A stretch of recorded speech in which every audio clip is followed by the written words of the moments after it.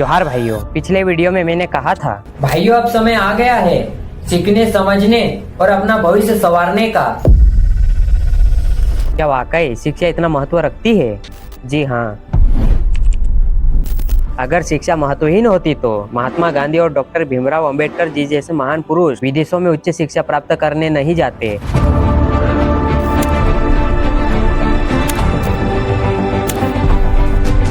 अगर शिक्षा बेमायने होती तो महात्मा फुले को समाज से बहिष्कार व अलग गांव नहीं सहना पड़ता।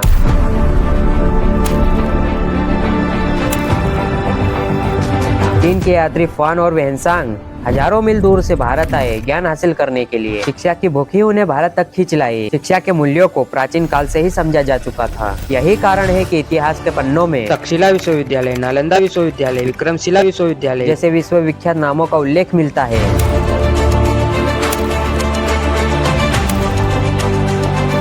लेकिन आज देखता हूँ तो बहुत से लोग शिक्षा का मतलब ही नहीं जानते। लोगों को लगता है शिक्षा सिर्फ सरकारी नौकरी पाने के लिए ही जरूरी है और मैं इस बात से सहमत नहीं हूँ।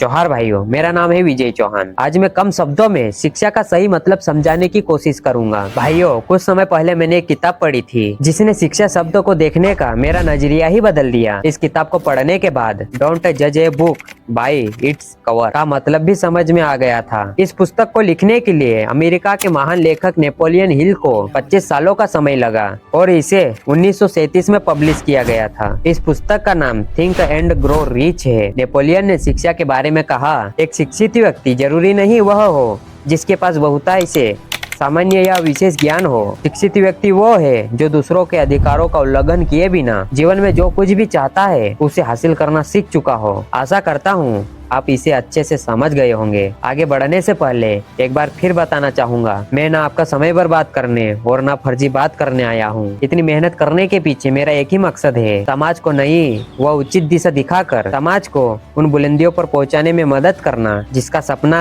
बाबा साहेब ने दिखाया था। वह सपना जिसके लिए हमारे पूर्वजों ने जान की कुर्बानी दी थी। उम्मीद है कि आप भी अपनी जिम्मेदारियों को जल्द से जल्द पहचाने और जिम्मेदारियों का निर्वहन करें। किसी के आगे पीछे घूमकर समाज का उत्थान नहीं कर सकते। खुद की सोच का विकास करो, अपने मन के कुएं से बाहर निकलो, एक दूसरे का हाथ थामो, एक दूसरे का सहारा बनो, एक दूसरे से सीख कर वो एक दूसरे को सिखा कर आगे बढ़ना होगा। भाइयों, आप और मैं यहाँ ज्यादा समय के लिए नहीं है। हमें यह भूलना नहीं चाहिए। हमें यह जानकारी होना चाहिए कि इस समय का सही उपयोग कहाँ किया जाए। उसमें से 18 से 20 या उसमें से कम या ज्यादा साल जी चुके हैं। 50 साल के बाद शरीर कुछ खास करने की स्थिति में नहीं रहता। इसलिए जितना समय बचा है उसे बेहतर तरीके से जीना हमारा लक्ष्य होना चाहिए और इतने समय में समाज के लिए जीने की कला भी सीखना होगा। इसलिए फर्क नहीं पड़ता किस स्थिति में हो, क्या क्या साधन है, अपने समाज के लिए जीना भी शुरू कर दो। जब भी समाज सुधार में सहयोग की बात आती है मुझे उस एक शख्स की याद जरूर आती है, बड़े भैया संजय नावड़े।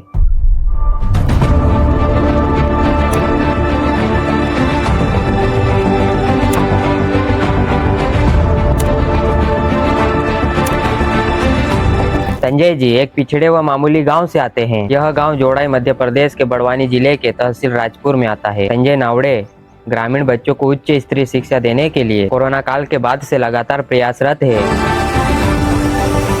गांव के बच्चों में स्कूल व शिक्षा के प्रति उत्सुकता बनाए रखने एवं उनको शिक्षा के प्रति अपनी रुचि बनाए रखने के लिए वे प्रत्येक वर्ष अपने जन्म दिवस 22 अगस्त पर विद्यालयों में प्रतियोगी परीक्षाओं का आयोजन करवाते हैं एवं अन्य शिक्षा सामग्रियों से सम्मानित करते हैं। पिछले वर्ष उन्होंने अपने जन्म दिवस पर अपने गांव के विद्यालयों में कंप्यूटर सेटअप लगवाया ताकि बच्चों को कंप्यूटर ज्ञान हो सके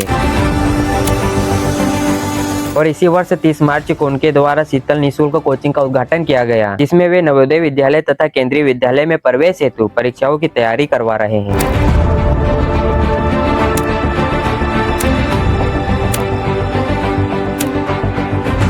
यह सब सेवा वे स्वयं के खर्चों को कम करके तथा पार्ट टाइम जॉब करके आए पैसों से कर रहे हैं। अब वे गृह गांव से 50 किलोमीटर दूर बड़वानी बच्चों को पढ़ाने आते हैं। बड़वानी पहुंच चुका हूं। डेली का सफर ये मेरा रहता है। मेरे गांव को आधुनिक शिक्षा से जोड़ने के लिए मैं रोज डेली बड़वानी से अप डाउन करता हूं और बेहतर से बेहतर करने की कोशिश कर रहा हूं। तथा गांव में भी बच्चों के उज्जवल भविष्य हेतु अथक मेहनत कर रहे हैं। इनकी अथक मेहनत देखकर इनके लिए कहना चाहूंगा, मजबूत इरादों के आगे पहाड़ क्या, पर्वत क्या, दिन क्या, रात क्या। भाइयों, इनके जैसे कई योद्धा अपने अपने स्तर पर अपने अपने तरीके से समाज सुधार में सहयोग कर रहे हैं।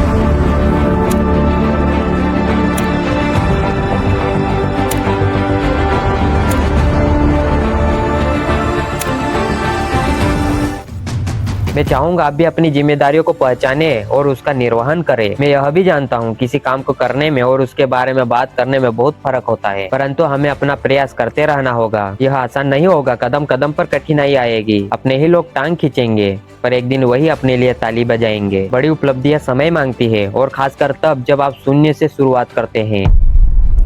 थिंक एंड ग्रो रिच पुस्तक लिखने के लिए नेपोलियन हिल को लगातार 25 वर्ष तक मेहनत करनी पड़ी। मोनालिसा पेंटिंग ने पूरी तरह तैयार होने में लगभग 14 वर्ष का समय लिया। संविधान निर्माण में यूं तो 2 साल 11 महीने 18 दिनों का समय लगा, लेकिन उसको लिखने के लायक बनाने के लिए अम्बेडकर जी को कितनी मेहनत और यातनाओं से गुजरना पड़ा, यह मैं आगे बताऊंगा। समाज सुधार कार्य जैसे सती प्रथा, बाल विवाह, इन्हें खत्म होने में सदियां लगी और छुआछूत को खत्म होने में अभी कुछ दशकों का समय लगेगा। महान नेता गांधी जी, अम्बेडकर, विवेकानंद जी, किसी ने भी सफलता रातों रात नहीं पाई। महान काम समय, धैर्य और निरंतर प्रयास की मांग करते हैं। अगर हम जल्दी हार मान ले तो परिस्थितियां नहीं बदलती, लेकिन हम लगे रहे तो समाज, देश और दुनिया याद रखती है। भीमराव जी ने कहा था, भारत ने राजनीतिक लोकतंत्र तो स्वीकार कर लिया, लेकिन समाज अभी भी जातिगत व असमानता से ग्रस्त है। यदि यह असमानता खत्म नहीं होती तो भारत नाम मात्र लोकतंत्र देश कहलाएगा। Democracy is going to work in India. No. Except in a formal sense, if you want. What do you mean? The real, I mean a paraphernalia of democracy, quinquennial elections, prime ministers and so on and so on. Well, but elections are very important. No. Elections are important provided they produce really good men. आप देख सकते हैं, समय के साथ जातिगत असमानता समाज लगभग मुक्त हो चुका है, परंतु कैपिटलिस्ट ने राजनीतिक पर कब्जा कर लिया है। गिने चुने अमीर व्यक्ति का राजनीतिक में प्रभाव देखा जा सकता है। एग्जाम्पल, 1 रुपया सालाना 33 साल के लिए जमीन ली गई बड़ी कंपनियां। ये जमीन 1020 एकड़ जमीन अडानी पावर ग्रुप को 1 रुपए प्रति वर्ष के हिसाब से दी गई है। अदानी अंबानी ग्रुप को एक पूरा जिला ही दे दिया। What company? Your Mahabir Cement. cement. Cement company. For opening You have a been cement. granted an area of land. Yes, What allot is- 3,000 bighas. 3,000 bighas. Yes, your lordship. Hasdeo जंगल की कटाई,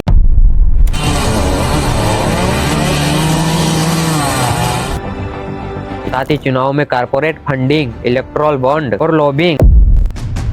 इन चीजों को समझोगे तो तस्वीरें साफ नजर आएगी। इतनी सटीक भविष्यवाणी, आपको क्या लगता है? आइए बताता हूँ।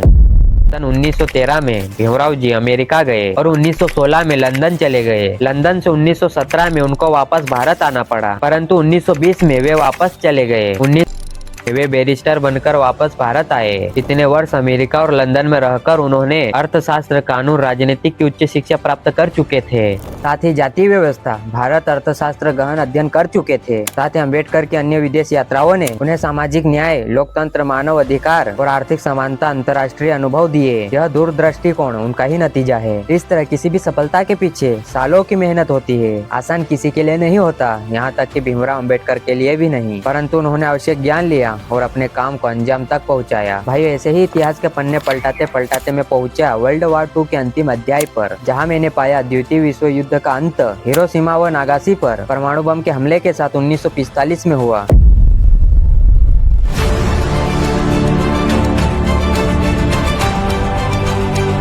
मैंने परमाणु बम के बारे में पढ़ा और जाना कि परमाणु बम में शोध की शुरुआत 1942 में हुई और 1945 में परमाणु बम बना लिया गया। 3 साल में परमाणु बम की खोज की गई। Father of the atomic bomb Robert Oppenheimer है। भाइयों, सुनने में कितना सरल और अच्छा लग रहा है कि 3 साल में परमाणु बम बना लिया गया। परमाणु बम की वजह से वर्ल्ड वॉर 2 खत्म हो गया।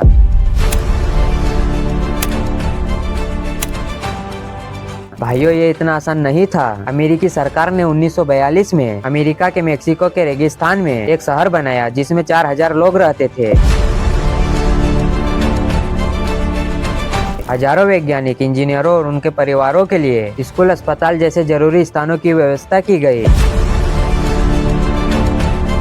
ताकि बाहरी दुनिया को परमाणु बम की खोज से जुड़ी जानकारी न मिल सके। इसे गुप्त रखने के लिए वो सब किया गया जो मुमकिन था। कहा जाता है कि पहले वर्ष में वहाँ 80 डिलीवरी हुई थी, यानी बच्चों ने जन्म लिया, और दूसरे साल हर महीने 10 से 12 डिलीवरी होती रही। और अमेरिकी सरकार ने इस प्रोजेक्ट पर $2.2 मिलियन फूंक दिए थे। 1940 के दशक में यह बहुत बड़ी रकम थी और इस समय द्वितीय विश्व युद्ध चल रहा था। और भारत देश अब तक आजाद नहीं हुआ था। हजारों वैज्ञानिकों और इंजीनियरों के लगातार 3 साल मेहनत से 16 जुलाई 1945 को सुबह परमाणु बम का परीक्षण किया गया, जो सफल रहा।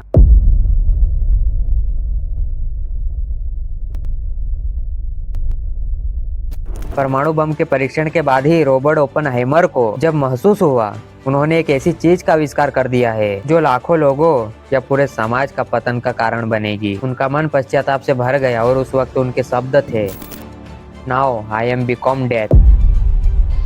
We knew the world would not be the same. Few people laughed. Few people cried. Most people were silent. I remembered the line from the Hindu. 16 जुलाई को परीक्षण हुआ और उसके 1 महीने बाद यानी 6 अगस्त को अमेरिकी सेना ने हिरोशिमा पर एक परमाणु बम गिराया। 3 दिन बाद नागासाकी पर दूसरा परमाणु बम गिराया। दोनों बमों से लाखों लोग मारे गए और कुछ बचे वो कुछ दिनों या सप्ताहों में ज्यादा रेडिएशन की वजह से मारे गए। इस त्राहिमाम को देखकर जापान ने 2 सितंबर को पूर्ण रूप से सरेंडर कर दिया। आधिकारिक रूप से मात्र 8 देशों के पास परमाणु बम की शक्ति है। भाइयों, इन सब की जानकारी की मदद से मैं आपका ध्यान इस बात पर लाना चाहता हूँ कि काबिल लोगों से जुड़कर अपने कर्तव्यों को, अपनी जिम्मेदारियों को अंजाम तक पहुँचाने के लिए आपके समाज को आपकी जरूरत है। मैं चाहता हूँ आप विदेशी विचारकों, महापुरुषों के बारे में अध्ययन करें ताकि देश दुनिया कैसे काम करती है आपको समझने में मदद करेगा। Queen Diana, Abraham Lincoln, Karl Marx, Winston Churchill, Adolf Hitler, Marco Polo, इनके बारे में जानने से मतलब जन्म तारीख या एड्रेस पता लगाना नहीं है। इनके बारे में अध्ययन करने से मेरा तात्पर्य है कि उनके काम करने के तरीके के बारे में जानो, उनके सोच के बारे में, उनके व्यक्तित्व के बारे में। इनमें से कई समाज सेवक है, कुछ राजनेता तो कुछ दार्शनिक है, और यह सभी महत्वपूर्ण है। और कुछ ऐतिहासिक घटनाओं के बारे में जानो और सीखो। सोशलिज्म, कम्युनिज्म, कैपिटलिज्म, इन विचारधारकों का अध्ययन करो जिसमें बहुत सी चीज क्लियर हो जाएगी। भाइयों, मैं पहले ही बता चुका हूँ कि बड़े काम समय और धैर्य की मांग करते हैं, इसलिए आप इन सब का अध्ययन करने के लिए कुछ महीनों का समय ले सकते हैं। जब आप इन सब का अध्ययन कर लेंगे तो आपका दुनिया देखने का नजरिया ही बदल जाएगा। आप जागो, वरना 2 कौड़ी के भ्रष्ट राजनेता तुम्हारी और आने वाली पीढ़ियों का भी शोषण करेगी। जोहार।